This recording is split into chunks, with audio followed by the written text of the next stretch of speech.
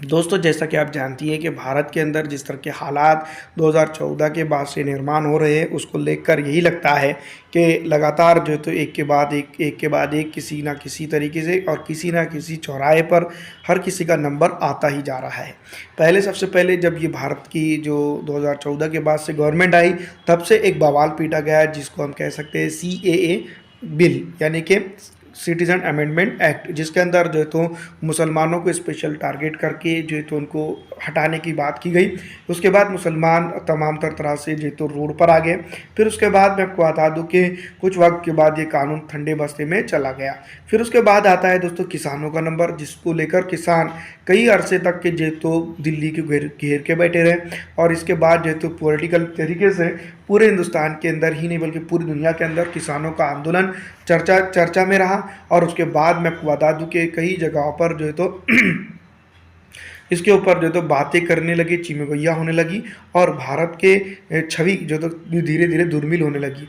उसके बाद आता है जवानों का नंबर। जैसा कि आप जानती हैं, जब चुनाव नज़दीक थे तो उसके बाद भारत के जवानों ने जो है तो वन रैंक वन पेंशन और उसके बाद जो है तो अटैक, अलग अलग तरह कुछ तरीके से जो है तो किसान, पहले मुसलमान, फिर किसान, फिर जवान, और अब जो है तो मैं आपको बता दूं कि अब नंबर है ड्राइवरों का। ड्राइवर अभी फ़िलहाल अगर बात की जाए तो मैं आपको बता दूं कि हड़ताल पर है। और हड़ताल पर इसलिए है क्योंकि हिट एंड रन केस के अंदर जो है तो लगातार जिस तरह से ये कानून बनाया गया है, उसको लेकर जो है तो कहीं ना कहीं प्रतिक्रियाएँ आ रही हैं और बहुत सारी चीज़ें जो है तो बीच बीच में होते हुए नज़र आ रही हैं। इसके बाद जो है तो जो कानून बना है उसको लेकर जो तो ये ड्राइवर का एसोसिएशन है या फिर ड्राइवर लोग हैं, वो उसको मानने को तैयार नहीं है। दूसरी तरफ मैं आपको बता दूं कि मुसलमान, किसान, जवान, ड्राइवर, इन तमाम तरह के बीच में जो साइमल्टेनियसली चला तो महिला पहलवान का मैटर, जिसको लेकर जो है तो काफ़ी बवाल में पीटा गया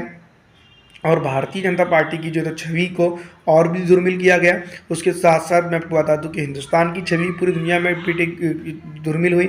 इसके बाद जो है तो धैर्य रखिए, अब जो है तो किसी न किसी तरीके से और किसी न किसी जो है तो जात की या बरादरी की या किसी न किसी की जो है तो संघर्ष की बारी आने वाली है, क्योंकि मौजूदा गवर्नमेंट जो है तो हर किसी को मौका दे रही है और ये मौका आगे चलकर जो है तो 2024 के चुनाव के अंदर जो है तो सबको अच्छी तरह से याद रखना होगा और इसके ऊपर जो है तो एक्शन लेना होगा। इस तरह का मानना अलग अलग नेताओं का ज़रूर है, लेकिन जो तो एक्शन में जो तो कांग्रेस गवर्नमेंट दिखाई नहीं देती है। फिलहाल इस वीडियो में इतना ही। अगर अच्छी लगती है तो इसको लाइक और ज़्यादा से ज़्यादा शेयर कर दीजिएगा।